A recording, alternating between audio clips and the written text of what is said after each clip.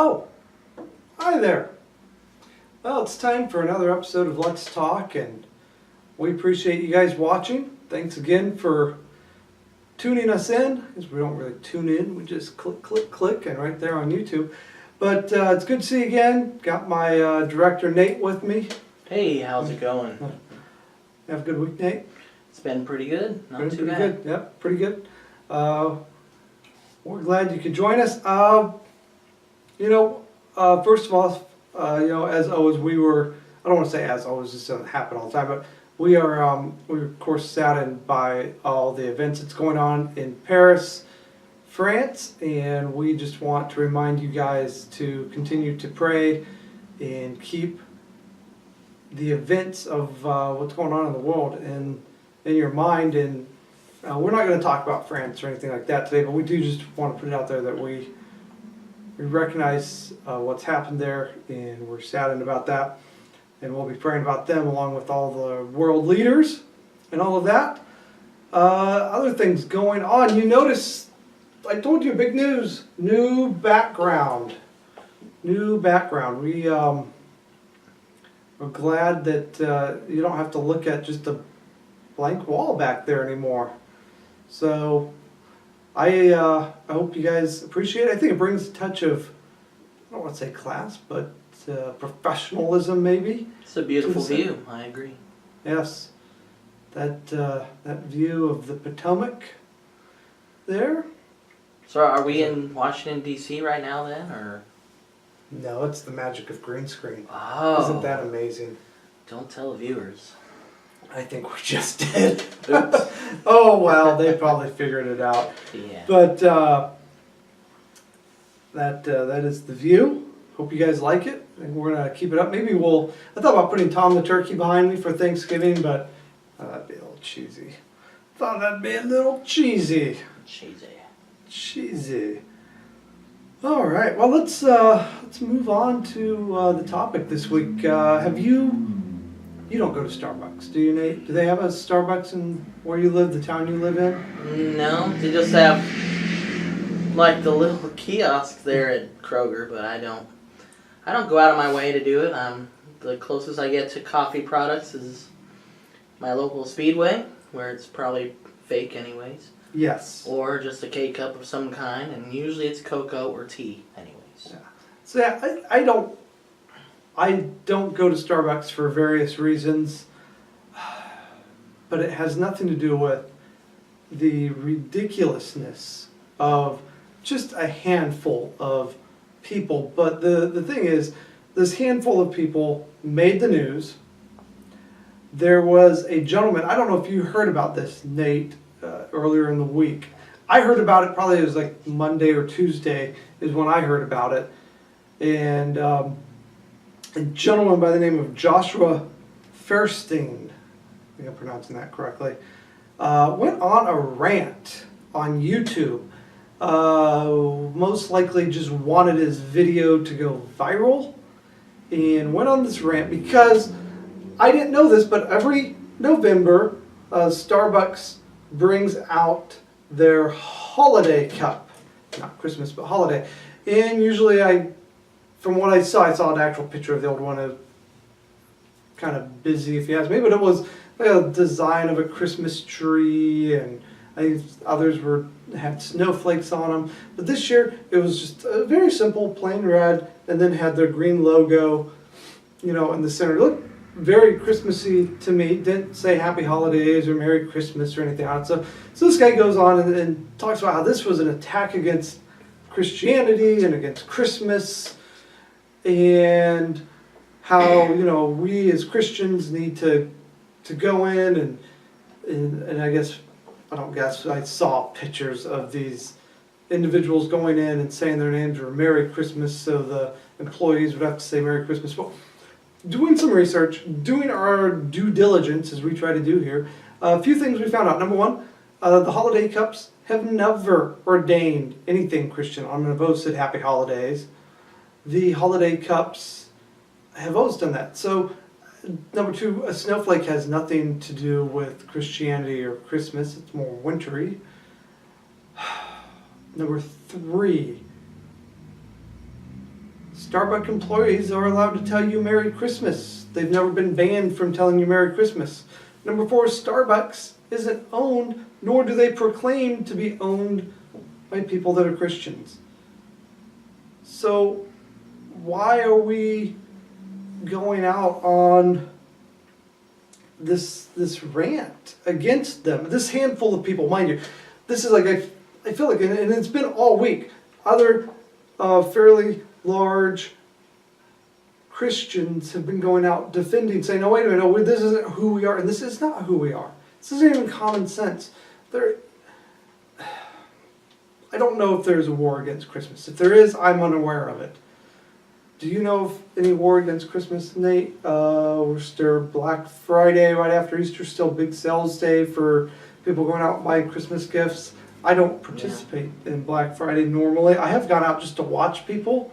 That is kind of fun if I'm awake, but I'll tell you what, it's hard for me to be awake at midnight anymore. And that's the handful. That's the key word here, being a handful. I don't even think a full 1% of the church even knows about this. I mean, but this I can think of so many other reasons not to go to Starbucks than over this. In fact, if you're mad, why go? If you're mad at a company, why go buy their product? And make their employees who have nothing to do with policy at the store level say something, or act like you're being all tricky about it. But I can think of several reasons. One, I think paying $7 for a cup of coffee at Starbucks is ridiculous, because their coffee's not that good. It's not that good. It's not. I can make a better cup of coffee at home for cheaper. I can use my Keurig, and I'd say about 20 cents a cup, and I take it to work because I have a thermos, and I just take it to work. Long lines. The Starbucks here also has a long line through the drive-thru, and I know since those fairly busy, so save some time by not going there. I'm not telling you not to go there. I'm just saying these are reasons I don't go there. You can go there if you want. It's no big deal. But I saw the cup, and like I said before, the cup is beautiful. It's a simple design. It's red with the green emblem. Looks very holiday-ish, Christmas to me. And then they have a sleeve that's got snowflakes around their emblem. Very nice looking. I thought it was very nice looking. But once again, this small group, it's not even the majority. It's all over the news. All over Good Morning America. CNN reported on it. And I feel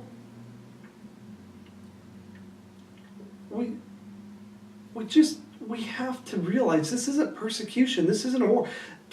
In this country, we have more freedoms than anybody else. I want us to look at what's going on around the world as far as persecutions against Christians. As far as I know, nobody came and busted into our Christian church service this morning and arrested any of us or told us that we had to stop. Nobody has busted in my door at my house and told me, because I'm a pastor as well, that I have to go to prison. But listen to this, every month, these are stats, and every month in countries around the world, there are 322 Christians killed for their faith every month. 214 Christian churches or properties destroyed. 722 forms of violence are committed against Christians, including beating, rape, arrest, abductions, and forced marriages in countries that are intolerant of people being Christian faith. And that goes on for not only just Christians, but other groups in their countries that they disagree with. That doesn't happen here. What's going on in this country? As I always say, one of our main goals here is to try to bring common sense back. First off, nowhere does Christ tell us that we are to impose our own beliefs on other people. In fact, quite the opposite. He tells us that we should be ready to be persecuted because of our beliefs, to be persecuted because he was persecuted as well. And he told that to his followers several times. You will, nobody's greater than their leader, and I'm your leader here on earth. We have freedoms to practice whatever faith we have in this country, and we need to be tolerant of those that believe differently. We need to realize that companies aren't Christian run. So how do we, as Christians, I'm going to talk to Christians for just a minute, but tune back in here in a minute or two, because then I'm going to talk to everybody else. But as Christians, we need to share the love of God, share the love of Christ, and allow people to see Christ through our actions of love in sharing the gospel with them, and not through saying, well, if you don't do what I say, then you're evil, and forget you, I'm going another direction, or try to trick them into doing something we think they need to do, which is, these people going into Starbucks and they think they're all smart by putting Merry Christmas on their cups and having the barista shout out Merry Christmas when they get their cup. And it's not funny. It's foolishness at its best, and it's fairly annoying, probably, to the baristas. Like, it's only a handful of people, but I think it's not just Christians. And if you tuned out for a minute, come on back in, because this is for everybody else. I think every group has this handful of people, and they're the people that make the most noise. They're the people that go out and completely misrepresent whatever group they are representing are, because they feel if you don't believe the way they believe, or you don't accept their traditions, or you don't do as they think you should do, then you're the one that needs to change, and they want to force it upon us. But we, those of us who have common sense, realize that everybody's different. They're not going to believe the same as we do. They're not going to act the same that we do, and that's okay.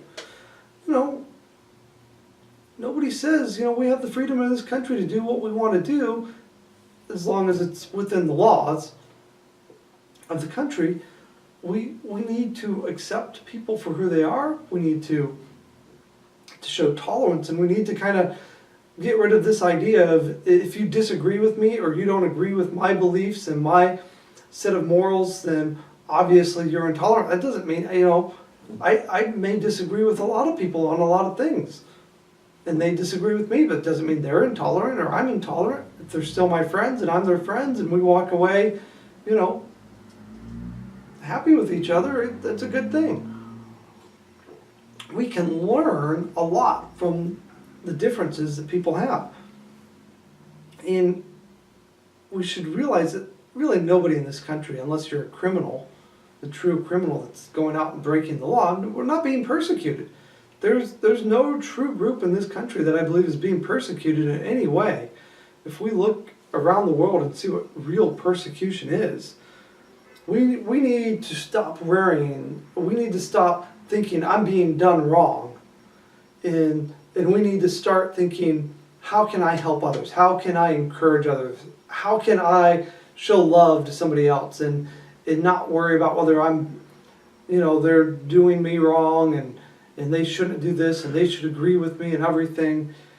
And begin to realize that, if we begin to just show some good common courtesy, if you want to say Merry Christmas, Happy Hanukkah, go right ahead. I'm not going to be offended either way. Happy Holidays, that's fine. Not offended.